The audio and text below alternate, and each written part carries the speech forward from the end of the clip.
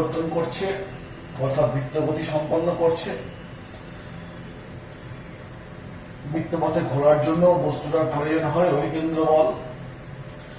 সেই অভিকেন্দ্র বলের মান, অভিমুখ আমরা নির্ণয় করেছি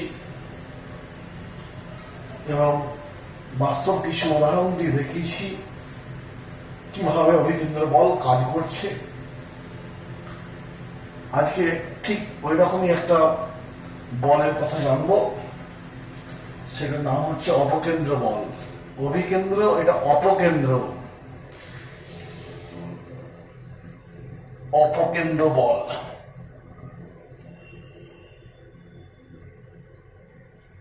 সার্কুলার মোশন, অপকেন্দ্র বল। ইংরেজিটা হচ্ছে সেন্ট্রিফুগাল ফোর্স। অপকেন্দ্র বল বা সেন্ট্রিফুগাল ফোর্স।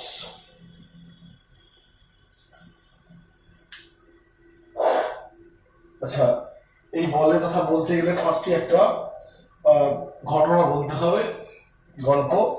যে তোমরা নিশ্চয়ই সবাই নাগরদোলা চেপেছ। নাগরদোলা মানে কি? মেরি গো রাউন্ড চেপেছ নিশ্চয়ই। আমি যে নাগরদোলার কথা বলছি সেটা অনুভূমিক পথে ঘোরে, অনুভূমিক তলে ঘোরে। তোমরা হয়তো এইরকম উলম্ব তলে নাগরদোলায় উঠেছ, আবার কেউ কেউ অনুভূমিক তলে ঘুরছে, এরকম অভ্যাস দেখবে। অনেক সময় বাচ্চাদের জন্য ঘোড়া বসানো থাকে, ঘোড়ার মধ্যে ছেলেটা বসে থাকে, বাচ্চাগুলো বসে থাকে, দিয়ে বৃত্তপথে ঘুরছে। ঠিক সেরকমই একটা নাগরদোলা, যেটা অনুভূমিক বৃত্তাকার পথে আবর্তন করতে পারে, গতিশীল হতে পারে। তো সেই নাগরদোলায় ওঠার জন্য তুমি তোমার বন্ধুকে নিয়ে ওই যেখানে নাগরদোলা এসছে ওখানে পৌঁছে গেছো। বন্ধু বললে আমি উঠবো না, আর তুমি বললে আমি উঠবো। বন্ধু দাঁড়িয়ে থাকলো পাশে, একটু পাশে, আর তুমি নাগরদোলায় উঠে পড়লে। তোমার হাতে একটা ধরো পাথর বা ওই জাতীয় কোনো বস্তু আছে, পাথর বা কোনো ওই জাতীয় একটা বস্তু আছে। এইবার নাগরদোলা চলতে শুরু করলো, সেই সঙ্গে তুমিও ওই নাগরদোলাতে বসে বৃত্তপথে আবর্তন করছো। তোমার সঙ্গে তোমার হাতে থাকা পাথরের টুকরোটাও আবর্তন করছে এই বৃত্তপথে। এখন এইভাবে ঘুরতে ঘুরতে একটা ঘটনা ঘটলো, তোমার হাত থেকে পাথরটা পড়ে গেল, হাত ছাড়া হয়ে গেল পাথরটা। তো এই যে পাথরটা পড়ে গেল, পাথরটা পড়ে নিচে নামবে। তা এই পাথরটার গতি সম্পর্কে দুজন অবজারভার বা পর্যবেক্ষক দুরকম ব্যাখ্যা করবে। দুটো অবজারভার, এক নম্বর হচ্ছে স্থির অবজারভার, অর্থাৎ যার কোনো গতি নেই। ওই তোমার যে বন্ধু নাগরদোলায়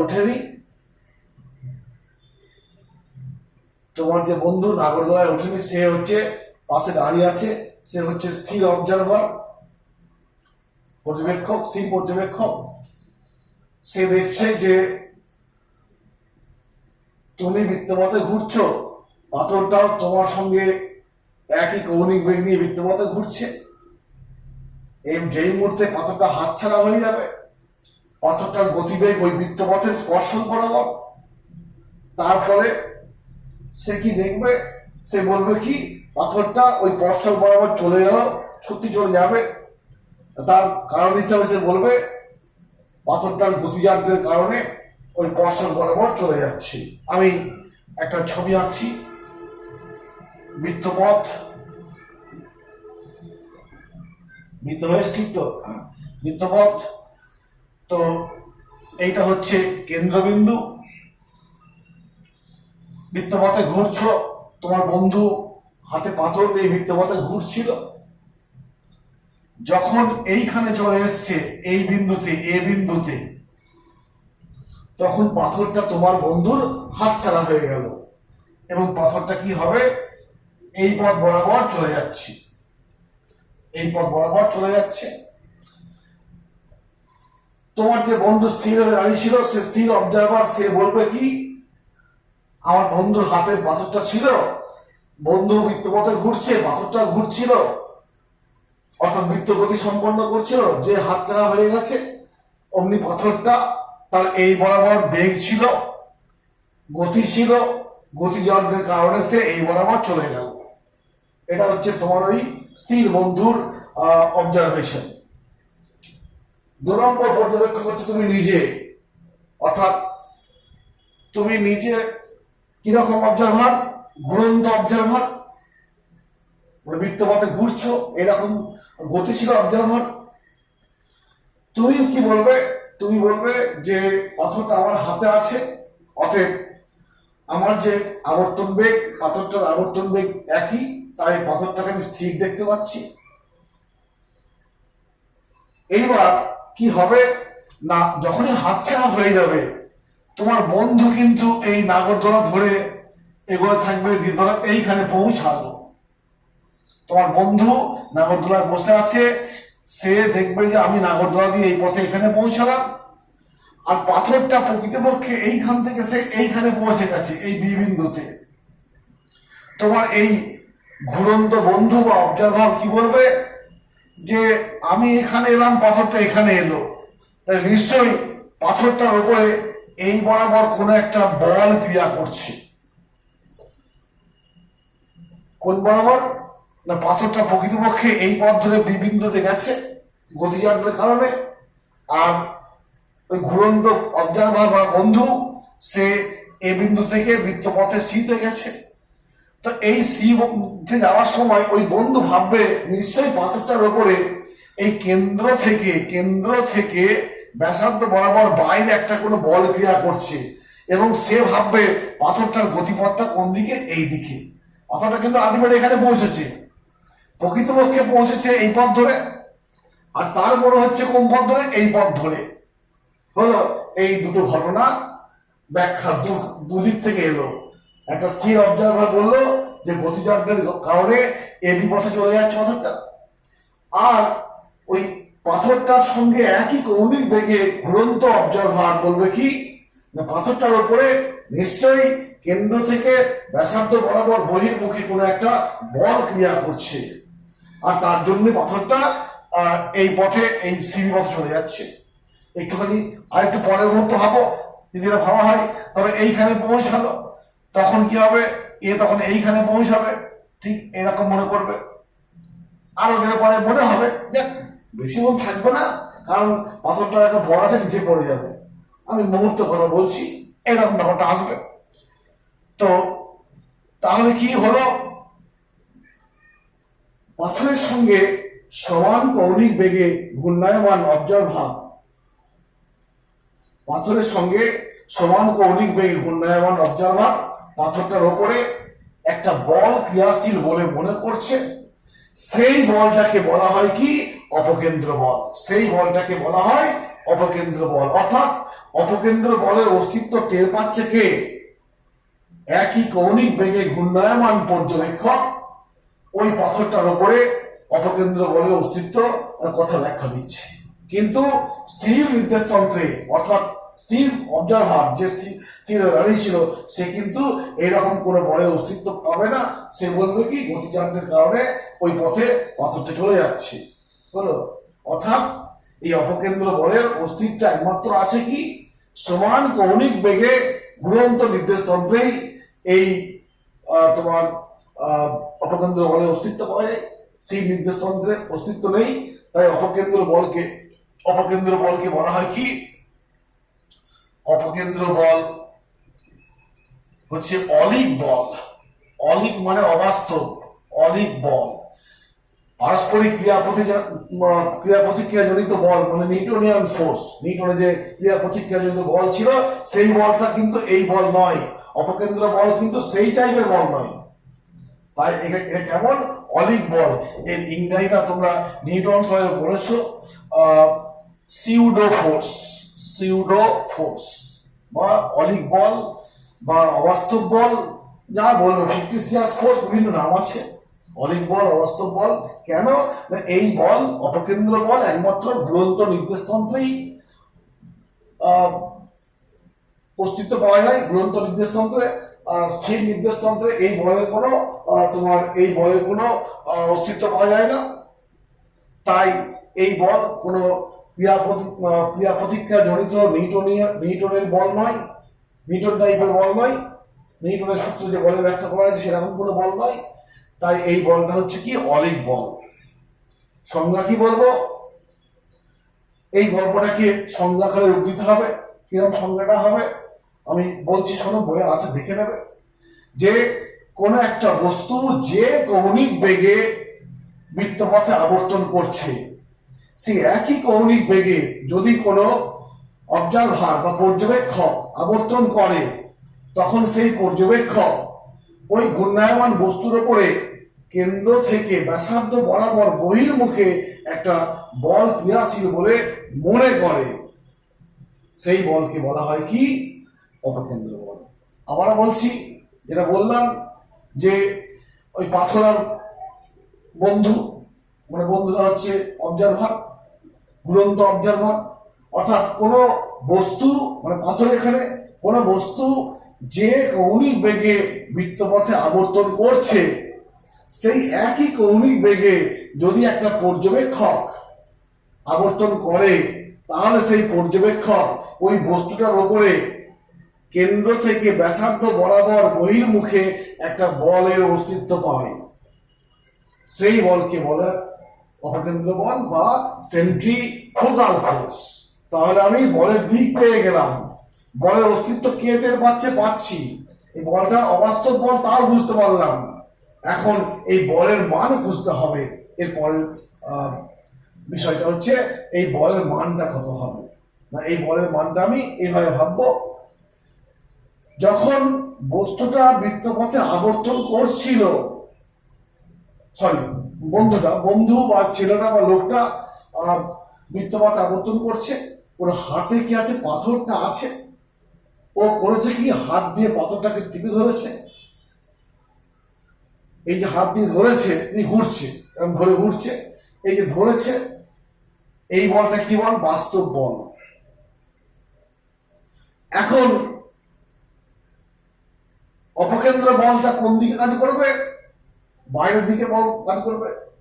কোন দিকে, বাইরের দিকে। আর এই তো কেন্দ্র এরকম ঘুরছে, তা অপকেন্দ্র বস্তুটা এরকম আছে, ও হাত দিয়ে টিপে ধরেছে, ওর উপরে এইদিকে একটা বল আছে অটোমেটিক্যালি। কি বল সেটা? অভিকেন্দ্র বল, সেটা বাস্তব বল। অভিকেন্দ্র বল হচ্ছে বাস্তব বল। আর অপকেন্দ্র বল কি করবে, যেটা অবাস্তব বল, সেটা উল্টো দিকে কাজ করছে। এখন ওই বলটাও এর উপর আছে ঘুরন্ত অবস্থায়, আবার এর উপরে অপকেন্দ্র বল, অভিকেন্দ্র বল আছে। যদি এই দুটো বল সমান না হলে তো বস্তুটা হাতে থাকতো না। তাই অপকেন্দ্র বলের মান হিসাবে অভিকেন্দ্র বলের মান কি ধরা হয়, যে যদি বস্তু বৃত্তপথে যখন ঘুরছিল, বস্তুটার উপরে বস্তুটা হাতের উপর আছে, ধরে নাও, এই অবস্থায় অভিকেন্দ্র বল এই দিকে আছে, আর ঠিক উল্টো দিকে অপকেন্দ্র বল। এই বল যদি সমান বিপরীত না হয়, তাহলে বস্তুটা তো হাতছাড়া হয়ে যেত, যে কোনো একদিন পালিয়ে যেত। তাই অপকেন্দ্র বল হিসাবে বলের মানটা ধরা হয় কি, অভিকেন্দ্র বলের মানের সমান ধরা হয়। অতএব অপকেন্দ্র বল এর মানটাও কত হবে, এম হচ্ছে বস্তুর ভর, এম ভি স্কোয়ার বাই আর, বা এম ওমেগা স্কোয়ার আর, বা এম ভি ওমেগা, যে মানগুলো পেয়েছি অভিকেন্দ্র বলের, সেই মানটাই হচ্ছে অপকেন্দ্র বলের মান। সেই মানটাই হচ্ছে কি অপকেন্দ্র বলের মান। যে এম ভরের বস্তু যদি আর সাথে বৃত্তপথে ভি বেগ কিংবা ওমেগা কৌণিক বেগ নিয়ে আবর্তন করে, তাহলে অপকেন্দ্র বলটা হবে ওই অভিকেন্দ্র বলের মানের সমান। তোমার মনে আসবে অপকেন্দ্র বলের কি উদাহরণ আছে? অবশ্যই আছে উদাহরণ।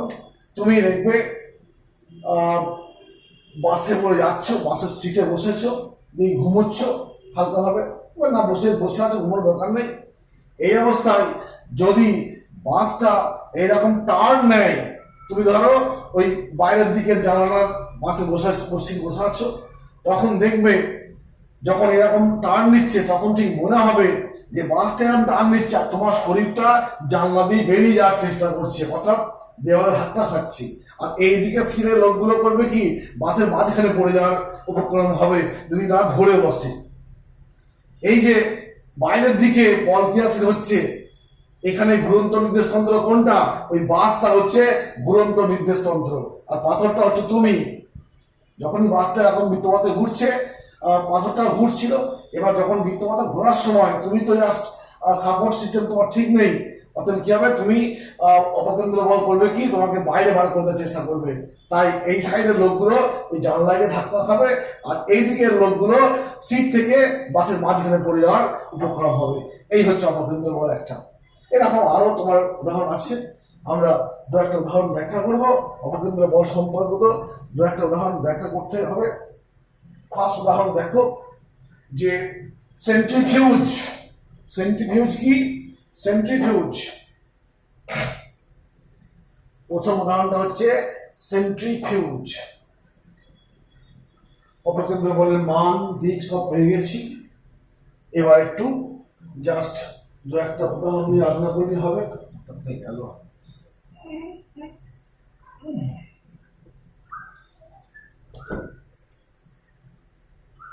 সেন্ট্রিফিউজ বলে একটা যন্ত্র আছে। সেটা কি না, একটা পাত্র, সেই পাত্রর মাঝখানে একটা অক্ষদণ্ড আছে। এরা একটা বড় পাত্র,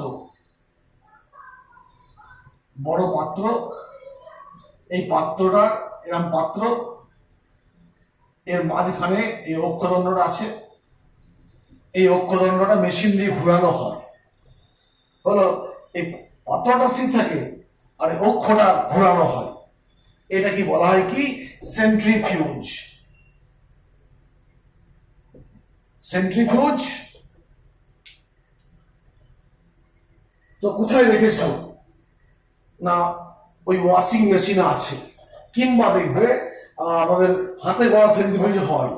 যখন সেই দুধের সর থেকে তোমার ননি করা হয়, মাখন তোলা হয়, তখন দেখবে যাদের গ্রামে বাড়ি তারা দেখবে এরকম হাতে করে একটা কাঠের দণ্ডকে ঘোরানো হয়। কোথায় না, একটা পাত্রে কি থাকে, ওই রকম ওই ঘোল, ননি বা মাখন ইত্যাদি যুক্ত জল যুক্ত একটা তলমহত্ব ওই পাত্রে ফেলে দেওয়া হয়। এবার সেন্ট্রিফিউজে কি হয়, মেশিন দিয়ে ঘোরানো হয়। ওই যেমন মিক্সি মেশিন আছে, ওখানে তো এরকম কাজ ঘোরানো হয়। মিক্সার গ্রাইন্ডারেও ওইরকম ঘূর্ণন তৈরি করা হয়, একচুয়ালি ভিতরে ঘূর্ণন তৈরি হয়, দেখবে বিশাল ঘোরে, আর ওখানে ব্লেড ফের থাকে, ব্লেড গুলো দিয়ে বিভিন্ন কাজ করা হয়। দেখ সেন্ট্রিফিউজে কি আছে, অক্ষ আছে, মেশিন দিয়ে ঘোরানো হয়। আর ওই যে মাখন, ঘোল কিংবা ওই ননিযুক্ত জলযুক্ত পদার্থটাকে এখানে ফেলে দেওয়া হলো, এইবার ঘুরছে। এইবার যে অপকেন্দ্র বলে যে ফর্মুলা আছে, সেই ফর্মুলা হচ্ছে এম ওমেগা স্কয়ার আর, অপকেন্দ্র বল। এইটা অপকেন্দ্র বল। তো এই পাত্রের মধ্যে ব্যাসার্ধ আর, অর্থাৎ যে একটা বস্তু এখানে থাকে তার ব্যাসার্ধ আর নির্দিষ্ট স্থির হয়ে গেছে, ওমেগা ঘুরছে, কৌণিক বেগ একই আছে। যে বস্তুটার ভর বেশি তার অপকেন্দ্র বল বেশি হবে। অতএব ভারী বস্তুগুলো, ওই যে জল কিংবা অন্য যে পদার্থগুলো আছে, এগুলোর মধ্যে যেটা ভারী সেটার ওপর অপকেন্দ্র বল বেশি হবে, দিকে হবে ওই বাইরের দিকে পালাবে। যেমন জল খুব ভারী হয়, মানে ঘোল অংশ যেটা বলছি সেটা ভারী হয়, সেটা দূরে ফরে যাচ্ছে। আর ওই মাখন বা ননিটা খুব হালকা, ও করবে কি, ওই মানে অপকেন্দ্র বলের মান কম, ও এই দণ্ডের চারিদিকে থাকার চেষ্টা করবে, আর যেগুলো ভারী পদার্থ করা সেগুলো বেরিয়ে যাবে। একইভাবে ওয়াশিং মেশিনে যখন কাপড় শুকানো হয়, ওই ভিজে কাপড়টাকে ওইরকম সেন্ট্রিফিউজের মধ্যে ফেলে দেওয়া হয়, ও ঘুরছে, জলকণাগুলো ঘুরছে, আর এই পাত্রের গায়ে এরকম ছিদ্র থাকে, ওই ছিদ্র দিয়ে জলকণাগুলো গতিজাতের কারণে বেরিয়ে চলে যায়, আর বেরিয়ে চলে গেলে কি হবে, শুকিয়ে যাবে। এইরকম বিভিন্ন আছে, আরো অনেক উদাহরণ তোমরা পড়াশোনা থেকে বুঝতে পারবে নিজেরা। একটা মাত্র খুব মানে বিশাল একটা কনসেপচুয়াল উদাহরণ আছে, সেটা হচ্ছে পৃথিবীর যে আণবিক গতি, পৃথিবীর আণবিক গতি কাকে বলা হয় না, পৃথিবীর দু রকম গতি আছে, একটা হচ্ছে তার কক্ষপথে আবর্তন গতি, আর একটা নিজ অক্ষ চারিদিকে ঘূর্ণন, নিজ অক্ষের চারিদিকে, এটাকে বলা হয় কি আণবিক গতি। পৃথিবীর নিজ অক্ষ চারিদিকে ঘূর্ণনকে বলা হয় আণবিক গতি। সেই ঘূর্ণনের জন্য সময় লাগে কত, 24 ঘন্টা, আর তাকে আমরা একদিন বলি। 24 ঘন্টায় এক পাক হয়। তো তোমার এরকম ধরো একটা আমাদের পৃথিবীটাকে আমি এরকম আঁকলাম, এটা অক্ষদণ্ড। এই অক্ষের ধরে নিচ্ছি পৃথিবীর কেন্দ্র দিয়ে একটা অক্ষ কল্পনা করলাম জাস্ট। আর এইটা তোমার কি, এটা হচ্ছে বিষুবরেখা বা নিরক্ষরেখা। এইটা উত্তর মেরু দক্ষিণ মেরু, এটা অক্ষ। এই উত্তর মেরু দক্ষিণ মেরু সংযোজন যে অক্ষ, এই অক্ষের চারদিকে পৃথিবী এরকম ভাবে ওমেগা কৌণিক বেগ নিয়ে ঘুরছে। ওমেগার মান আমি জানি, কি করে জানবে না, ওমেগা সমান কি 2π/t। পৃথিবীর ক্ষেত্রে টি এর মান কত, 24 আওয়ার।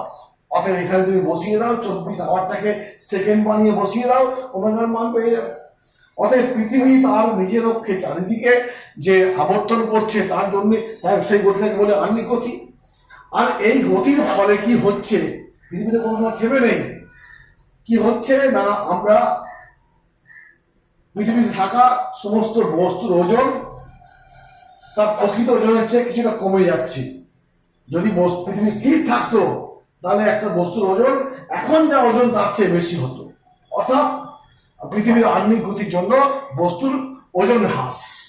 পৃথিবী হেডিংটা কি করব, এখানেও কিন্তু এই সেন্ট্রিফুগাল ফোর্সের অ্যাপ্লিকেশন লুকিয়ে আছে। সেন্ট্রিফুগাল ফোর্সের অ্যাপ্লিকেশন লুকিয়ে আছে। সেন্ট্রিফুগাল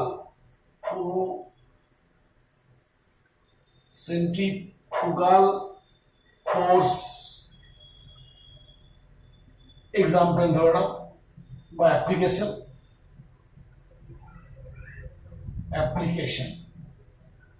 সেটা প্রথমটা কি, একটা সেন্ট্রিফিউজ দিয়ে বলেছি, আর একটা বলবো কি, সেটা হচ্ছে পৃথিবীর আণবিক গতি। আণবিক গতি তো পৃথিবীরই হয়, আণবিক গতি আর লিখলাম, পৃথিবীটা লিখলাম না। আণবিক গতির জন্য ওজন হ্রাস, কার বস্তুর ওজন হ্রাস।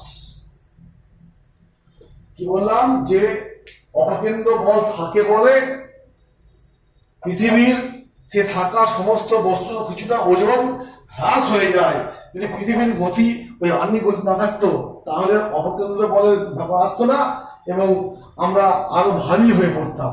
কিরকম দেখো, ধরো এই পৃথিবীর ছবি দেখিয়েছি, পৃথিবী পৃষ্ঠে এইখানে একটা বস্তু আছে, তার ভর হচ্ছে m।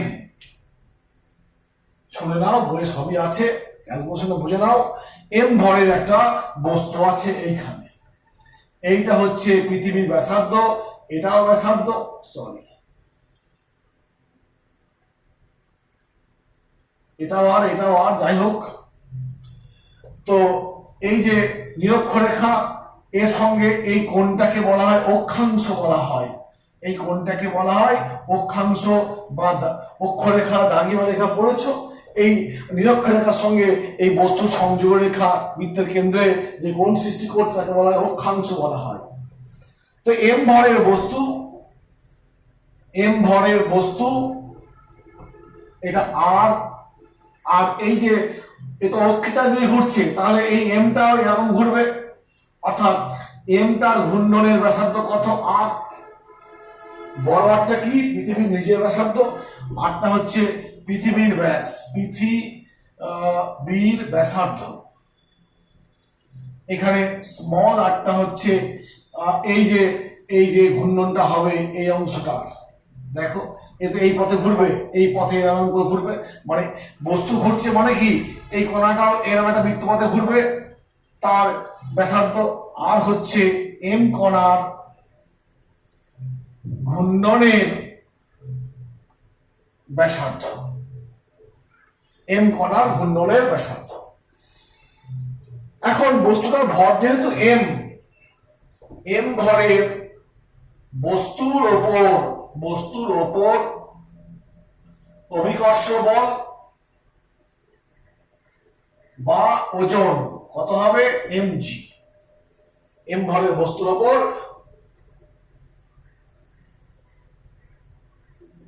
অভিকর্ষ বল বা ওজন হচ্ছে mg, সেটা কোন দিকে কাজ করবে? এই বরাবর কাজ করবে। কারণ জানি পৃথিবীর উপরে থাকা কোনো বস্তুকে পৃথিবী তার নিজের কেন্দ্র দিকে আকর্ষণ করে, অতএব এই দিকে আকর্ষণ করবে। তো এই হলো।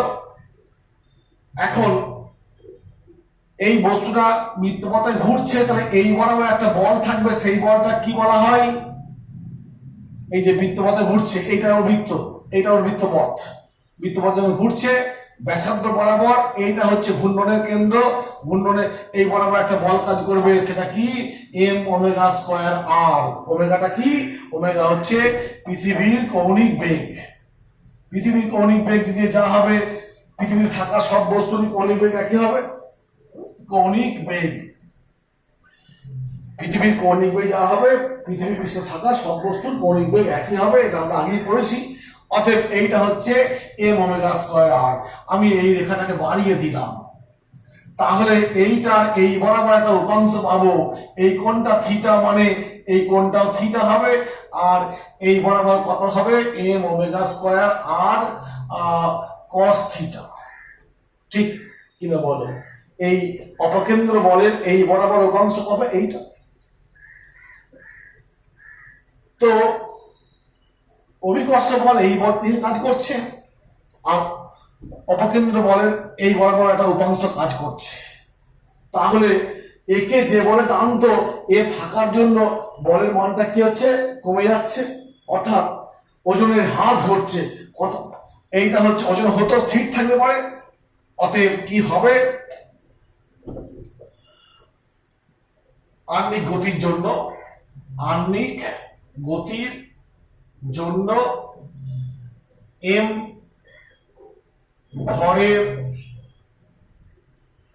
এম ভরের বস্তুর ওজন হ্রাস কত হবে? M omega square r cos theta. M omega square r cos theta. কেন কমে গেল? তার ওজন তো এটা হতো, কিন্তু এইদিকে একটা বল কাজ করছে, এই পরিমাণ কমে যাচ্ছে। অতএব বস্তুর ওজন, এখন যে ওজনটা পায়, বস্তুর ওজন কত? সেটা mg minus m omega square r cos theta. এইটা হচ্ছে এখনকার ওজন। আমরা কোনো বস্তু ওজন বলতে কোনটা পাই? এই মানটা পাই। যদি বস্তু পৃথিবী স্থির হয়ে যেত, তাহলে ওমেগা শূন্য হতো, এই মানটা থাকতো না, তখন ওজন কিন্তু এইটা হতো। আমরা এমনি বলে দিই ওজন হচ্ছে mg। এই মানটা কম হলেও তো কিছু একটা আছে, অতএব একবারই ফেলা নয়। তা আমরা জেনারেল যখন আলোচনা করি তখন ওজন বলতে বলে দিই mg, এই mg। কিন্তু পৃথিবীর ঘূর্ণনের কথা ধরলে, এই অপকেন্দ্র বলের যে সূক্ষ্ম একটা মান আছে, সেই মানের কথা বিবেচনা করলে দেখব যে বস্তুর ওজন এই পরিমাণ কমে যাচ্ছে। কেন? এম ভরের বস্তুকে পৃথিবী mg বল দ্বারা এই দিকে টানতো। অপকেন্দ্র পৃথিবীর ঘূর্ণনের জন্য এইখানে একটা অপকেন্দ্র বল আছে, এই অপকেন্দ্র বলের একটা অংশ এই বরাবর, উল্টো দিকে এই পরিমাণ বল ওজন বলকে বাধা দিচ্ছে। অতএব এখন ওজন হবে এইটা। তুমি যদি এখানে ক্যালকুলেশনটাকে আরেকটু ভাবে করে নেওয়া হয়, এটাকে আর বলেছি, তাহলে এই কোণটাও থিটা। তাহলে এইখান থেকে দেখো cos থিটা সমান কি হবে? r বাই r হবে। r সমান r cos থিটা। অতএব তুমি এইখানে r এর জায়গায় এই r cos থিটা বসিয়ে দাও, কারণ ওই স্মল rটা নির্ণয় করা খুব মুশকিল। Omega square r cos square theta. ঠিক আছে।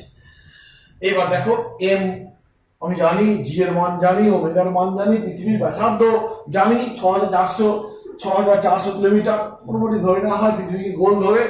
আর থিটার মান তো সাপ্লাই দেওয়া হবে, অক্ষাংশের মানটা, অর্থাৎ বস্তুটা কোথায় আছে এটা বলে দেওয়া হবে। এবং সেইখানে ওজনটা হচ্ছে এই ওজনটা, এটা হচ্ছে প্রকৃত ওজন। যদি ঘূর্ণন বন্ধ হয়ে যেত, ঘূর্ণন বন্ধ হলে বন্ধ হলে ওজন হবে কতটা mg। ঠিক আছে, কারণ সেক্ষেত্রে কেন না, সেক্ষেত্রে ওমেগার মান 0 হয়ে যাবে, তাই mg এই পার্টটা সব পালিয়ে যাচ্ছে। তো এই যে ওজন হ্রাস হচ্ছে কতটা, ওজন হ্রাসের মানটা কত, ওজন এই হলো বস্তুর ওজন হচ্ছে এইটা নর্মাল ফর্মুলা। যদি আমি নিরক্ষীয় অঞ্চলের কথা বলি, নিরক্ষীয় অঞ্চলে দেখো থিটার মানটা কত হবে 0 ডিগ্রি। কেন, এইখানে ছিল বলে থিটার মান পাচ্ছি, নিরক্ষরেখায় মানে বস্তু এইখানে চলে কি হবে, থিটার মান 0 হয়ে যাবে। আর সেই ক্ষেত্রে ওজনটা কত হবে, mg minus m omega square. এই ক্ষেত্রে কিন্তু এটা আর হয়ে যাবে, এই ফলাফলটা এসে যাবে। দেখো একটু এই ফলাফলটা এসে যাবে। এমটা তুমি কমন নিতে পারো, মনে করলে এম কমন নিচ্ছি, জি মাইনাস ওমেগা স্কয়ার আর। এইটা হচ্ছে নিরক্ষীয় অঞ্চলে থিটার মান দেখো 0, থিটার মান 0 হলে কস থিটার মান ম্যাক্সিমাম। অতএব নিরক্ষীয় অঞ্চলে ওজনের হ্রাসের মানটা সবচেয়ে বেশি হবে, ওজনের হ্রাস পরিমাণটা কমে বেশি হবে। আর কি মেরু অঞ্চলে, যদি মেরু অঞ্চলের কথা বলি, মেরু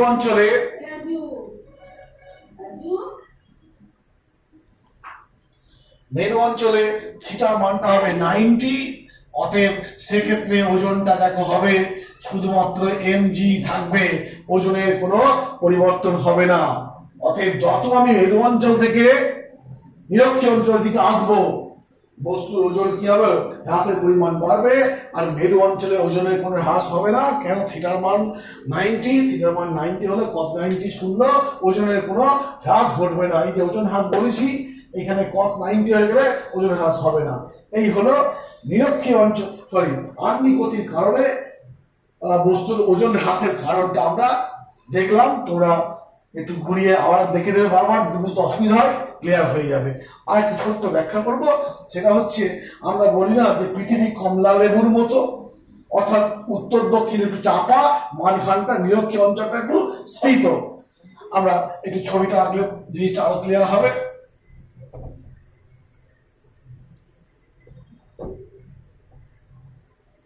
পৃথিবীর যখন সৃষ্টি হয়, পৃথিবী কোত্থেকে সৃষ্টি হয়েছে, সূর্য থেকে সৃষ্টি হয়েছে। আর সূর্যকে এখনো ধরা হয় গ্যাসীয় পিণ্ড, একটা ফুটন্ত বা মানে ভেপার গ্যাসের, উত্তপ্ত গ্যাসের কুণ্ডলী।